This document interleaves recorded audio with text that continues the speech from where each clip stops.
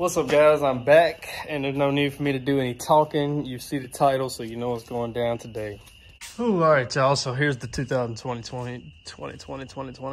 Man, I got problems remembering this is a 2022. It's kind of weird owning one. It's the first car I've owned a year model ahead of time. But anyway, it's actually the first brand new vehicle I've ever had, to be honest. Every vehicle I've bought's used because I don't believe in buying from car lots, as I said in my last video. But anyway, yeah, let me get this thing cleaned up real quick so we can get right into this video. All right, since I just cleaned my shop, I'm gonna leave it in the shop for the review video because it just feels good to have it back in my shop. I haven't cleaned my shop in a minute. We've been down with the coronavirus, so I haven't really done a whole lot. But anyway, this is not a cold start, by the way. It's sport mode.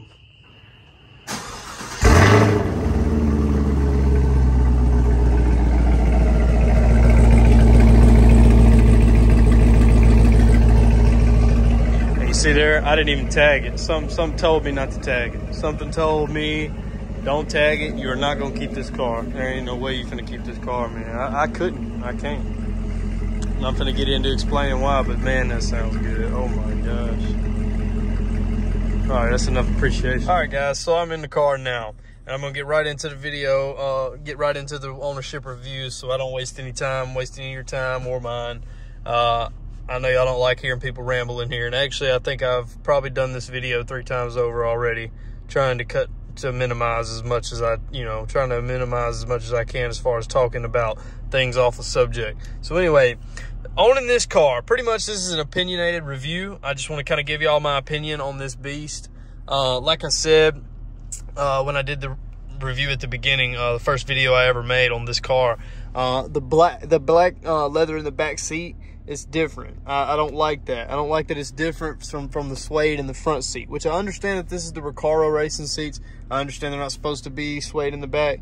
But I feel like they could have done some type of suede in the back and done that for us, you know? I don't like the fact that they did a whole leather back seat with suede all, you know, accents in the front. I also don't like how there is leather here on the sides and not Alcantara suede on the sides like it is on the steering wheel, and they give it to you on the gear shifter in here, and they give it to you in the seats. I don't understand why they wouldn't give it to you on the side door panels. I would much rather all this be Alcantara suede. I mean, would you not? I mean, in this here, I would rather this be Alcantara suede, especially since I got a suede steering wheel now and a gear shifter and seats. I just don't feel like that's enough suede.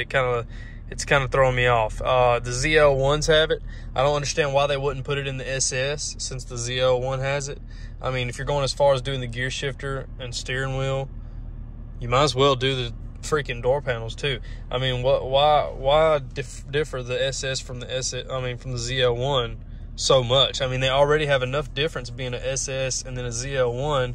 I feel like we should get the red stitching and red seat belts and and suede door panels and things like the ZL1. I think we should too. You know, especially if we're paying for a 1LE package. 1LE package is 1LE package. Let it have all the same things, and the difference between the SS and the ZL1 will be the SS and the ZL1. I mean, that's the difference. So, but anyway, they don't give us that option, so that's kind of annoying. But other than that, I love the car. I think it's an all-around beast. It's a road beast. It is a killer on the road. It handles those curves and those turns and stuff, and it slides and drifts and does whatever you need, especially for, I don't know, if you do like real street racing or you do some Ken Block type shit, or you like circle track racing, this is the car for you. So, I mean, like I said, this is an opinionated review, and my opinion is I can't own it. I can't have this car as an everyday car because as far as driving it every day, I found it kind of getting on my nerves. I actually kind of found it getting on my nerves a little bit. And that's just because, well, number one, it's racing seats. You got high-sided racing seats, and it's not something you can just fly in the car and jump in and go to town. When you crank it up, you can't just, you know, back up and go to town. It's kind of different. It's like the suspension and the handling and stuff is for racing, for the track, and it's just not comfortable to hop in and go to town in every day. And that's just my opinion. Everything seems stiff and stressed out, and the way it shifts, it rides the gears so much longer than my SS did, which I guess that's something to do with the 1LE, of course, and just the way it's modified, you know, the way it's engineered to run, you know. One thing I will say, you know, of course, I do love the Alcantara suede. It's actually the reason I ended up buying the car. Like I said, I didn't know I had the 1LE package on it until after I had already purchased it, because I didn't know too much about the 1LEs at the time. I know everything I need to know about them now. So I know why things are different than the SS, of course. But I like drag racing, and this car is a little heavier. And so, therefore, it's a little slower than my SS in 1/8 mile times and 1/4 mile times and things like that. Because this car is made for something different. Stock car, right off the rip, it's a track beast. But as far as drag racing, what I'm used to and what I like to do, you know, running to town every day in it being a daily show car, and being able to take it on road trips if I want to, and being able to go, you know, have some fun and do some street racing on the street at night and some drag racing and stuff. That car was fun to build and work on and make fast. This one feels like something I shouldn't touch, something I should leave alone. And I just don't like that. I don't want to own it. It's just what it makes me feel like. And especially since it's brand new. I mean, you see 995 miles. It is the 1 month review, so I've had it for a month. It's on empty right now. And actually, I haven't even wanted to drive it. I mean, I've had it for a month, 995 miles. I mean, I know that's kind of a lot, but at the same time, for me, it's not. Because I haven't even just been eager to drive it. Nothing's made me want to come home and jump in it and go riding, you know. My SS, I wanted to stay going in it all the time. So anyway, my next sports car is the Lamborghini Huracan Evo, and that will be a while, probably 6 months to a year. Hopefully the 6 months mark, though, I'll be able to go ahead and get it. But the next vehicle is the Jeep SRT, because like I said in the last video, we needed a family vehicle. My reason for selling this car and selling the black car. This car is actually already sold. They just have not picked it up yet, so waiting on them to pick it up and get it out of my way. But as far as Camaro, still love Camaro. Best car ever, best driver's car in my opinion. I love the Camaro. I still give it 10 out of 10 all day, every day, even though I don't really like Chevrolet. They did the Camaro, man. They did it 100% perfect in my opinion. So, yeah, I mean, they really surprised me. They shook the hell out of me coming from Mustang. So I really like them, and they give you more of an exotic feel. So if you're thinking about a Camaro, definitely go get it. They're the fastest out there. They're the best looking out there, and best sounding out there. Well, the Mustang holds the record for the best sound in my opinion. A lot of you think the same as I do in that area, but yeah, I just wouldn't get anything else. I would get the Camaro if you're considering a sports car. Get the Camaro. All right, so there's not many features I can show you that are different on the car, because you know what 6th gen Camaros do. If you're watching this video, you've seen videos on all the other Camaros as well, and of course you've probably seen an in-depth review. So this is not what this is. This is not an in-depth review. This is a short and sweet, telling you what's up and how I feel. So this is my opinionated review on this car. I don't like it for a daily driver. That's just me. You might call me crazy, but as far as a daily driver, I just don't like it. I'm not into that kind of driving, that kind of racing. I like the drag racing. And I like the lowest weight. I like to build my car and have fun with it. And this one just feels like something I just shouldn't touch. But now that is one good thing I can say about this car. If you are the kind who wants to buy it off the lot and just get it to drive, and you know, and that's the kind of thing you like to do, that's the kind of driving you like, get this car, because it's the all-around best you'll be able to find. Because handling the steering, the suspension, it's amazing. It's awesome. It's crazy. It's insane.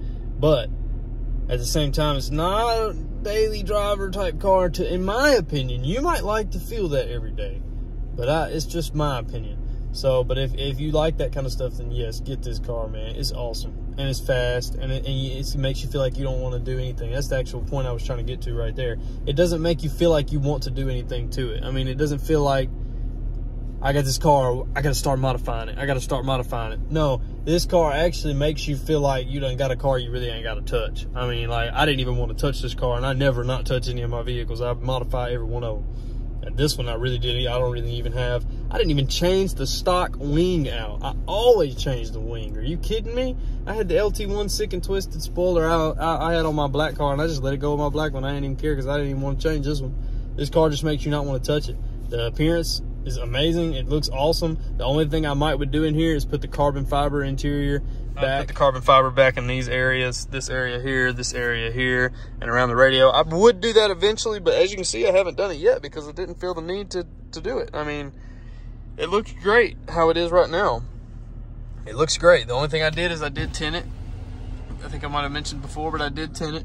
It's tinted in 15% all the way around, which is a pretty good percentage for this car. And I black all my vehicles out, but for some reason, this one I didn't have to black it out. So I did like that about this car. It just made me feel like it's already badass enough. I don't have to do anything to it, you know? All right, so now I'm gonna cut the car off and I'm gonna get out of the vehicle because I'm pretty much done with the review.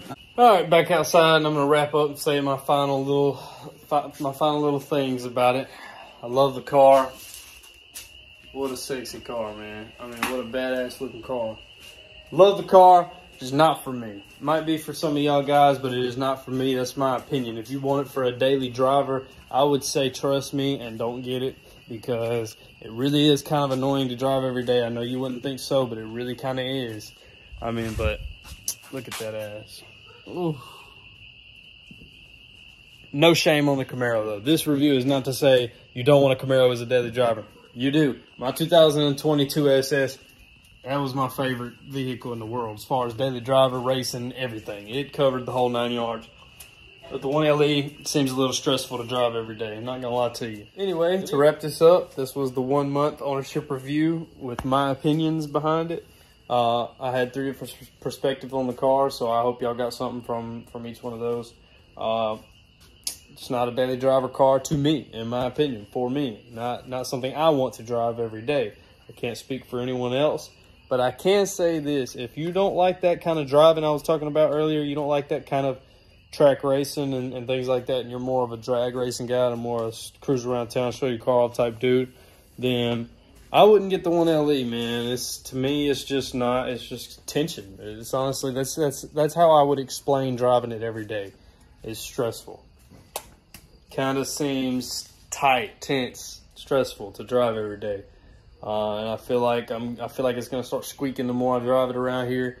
Definitely a car you don't want in Mississippi for sure. But anyway, I'm finna get in here, cook some steak, get it in my belly. I appreciate y'all watching, and I'll see y'all next time. Stay tuned to watch the next couple videos on the vehicle we get next. This Wednesday, we are going to pick up Jeep SRT. And also, this Tuesday, I will have the Pro Charged Camaro SS on my channel. It's built Camaro SS Pro Charger kit, you know, fully built. Damn near the whole 9 yards. He drag races this car, and he's actually finna make it a full-blown track car. So y'all will be interested to see that video, especially if you're thinking about going the Pro Charger route on your vehicle. All right, that's enough talking for me. I just want to say this one last thing. Don't sleep on my channel. It's coming. And don't sleep on the content I'm putting on here, because it has not even almost got good yet. So stay tuned. Can't stress it enough. Stay tuned. I appreciate you guys for watching. See y'all next time.